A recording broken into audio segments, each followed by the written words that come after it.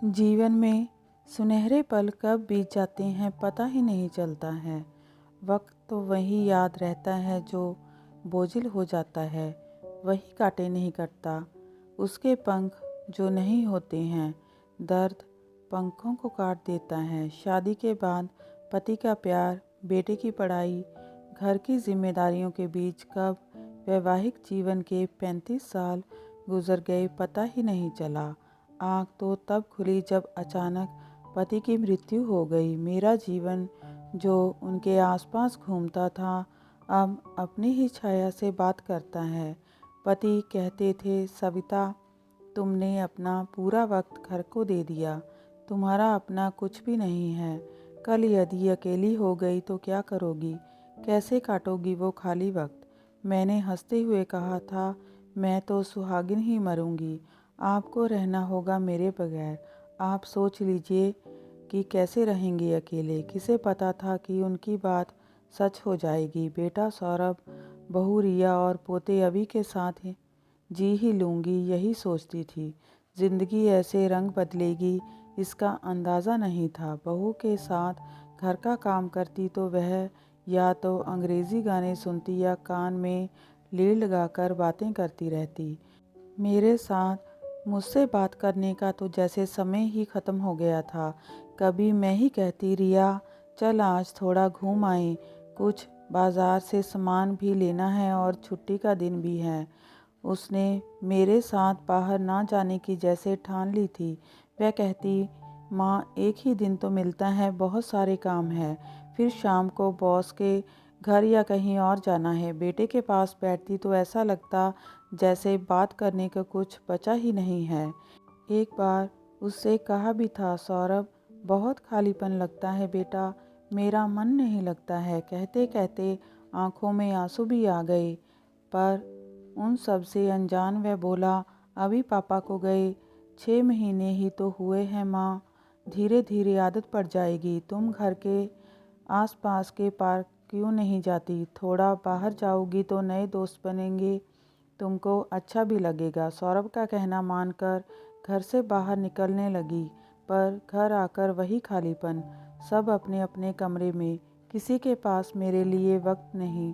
जहाँ प्यार होता है वहाँ खुद को सुधारने की या बदलने की भी ख्याल में नहीं आती। पर जब किसी का प्यार या साथ पाना हो तो खुद को बेहतर बनाने की सोच साथ चलती है। आज पास्ता बनाया सबके लिए, सोचा सब खुश हो जाएंगे, पर हुआ उल्टा ही। बहू बोली, माँ ये तो नहीं खाया जाएगा।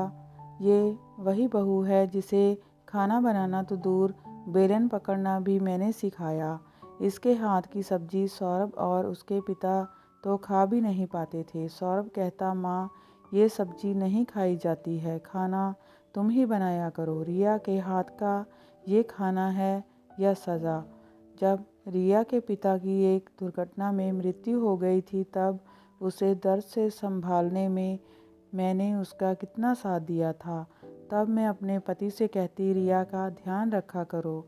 पिता को यूं अचानक खो देना उसके लिए बहुत दर्दनाक है। अब आप ही उसके पिता हैं। मेरे पति भी रिया का ध्यान रखते। वह बार बार अपनी माँ से मिलने जाती तो पोते को मैं संभाल लेती। उसकी पढ़ाई का भी तो ध्यान रखना था ना। इतना कदम से कदम मिलाकर चलने के बाद भी आज यह सूनापन। एक दिन बहू से कहा, रिया कॉलोनी की औरतें एक दूसरे के घर इकट्ठी होती हैं, चाय नाश्ता भी हो जाता है। पिछले महीने मिसेज श्वेता की बहू ने अच्छा इंतज़ाम किया था, इस बार हम अपने घर पर सबको बुला लें क्या। सुनते ही रिया बोली, माँ अब ये झमेला कौन करेगा, रहने दो ना ये सब, मैं ऑफिस के बाद बहुत थक जाती हूँ। मैंने कहा, आजकल तो सबकी बहुएं बाहर काम पर जाती हैं, पर उन्होंने भी तो किया था ना।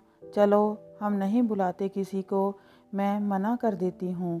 उस दिन से मैंने उन लोगों के बीच जाना छोड़ दिया। कल मिसेस श्वेता मिल गई तो मैंने उनसे कहा, मुझे वृद्धाश्रम जाना है, अब इस घर में नहीं रहा जाता है। अभी पोते के इम्तिहान चल रहे हैं, महीने के आखिर तक मैं चली जाऊंगी।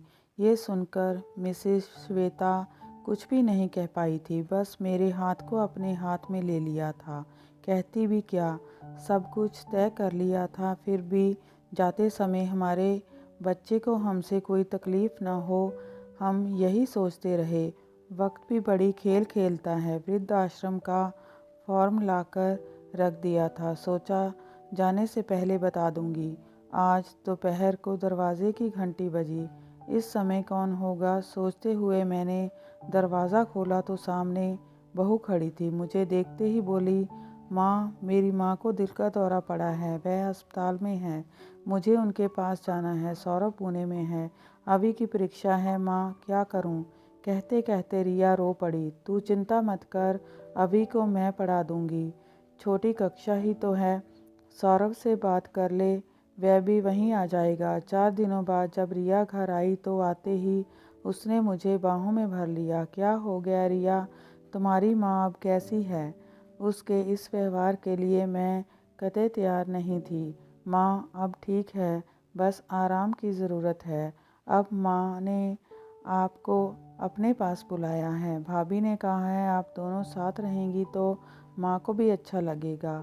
वह आपको बहुत याद कर रही थी। रिया ने मेरा हाथ अपने हाथ में लेकर कहा, माँ इस घर को आपने ही संभाला है, आपके बिना ये सब असंभव था। यदि आप सब कुछ नहीं संभालती तो अभी के 1 साल का नुकसान होता, या मैं अपनी माँ के पास नहीं जा पाती।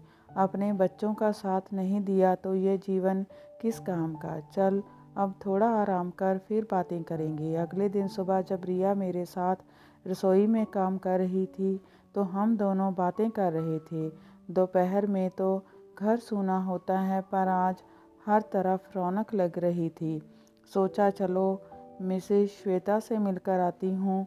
उनके घर गई तो उन्होंने बड़े प्यार से पास बिठाया और बोली, कल रात को रिया हमारे घर आई थी। मुझसे और मेरी बहू से पूछ रही थी कि हमने अपने घर कितने लोगों को बुलाया और पार्टी का कैसा इंतज़ाम किया। इस बार तुम्हारे घर सबका मिलना तय करके गई है, तुम्हें सरप्राइज़ देगी। तुम्हारे दिल का हाल जानती हूँ इसलिए तुम्हें बता दिया। बच्चे अपनी गलती समझ लें, ये काफ़ी है। हम इनके बगैर नहीं जी पाएंगे, ये तो सच है। हम सबको एक दूसरे की ज़रूरत है।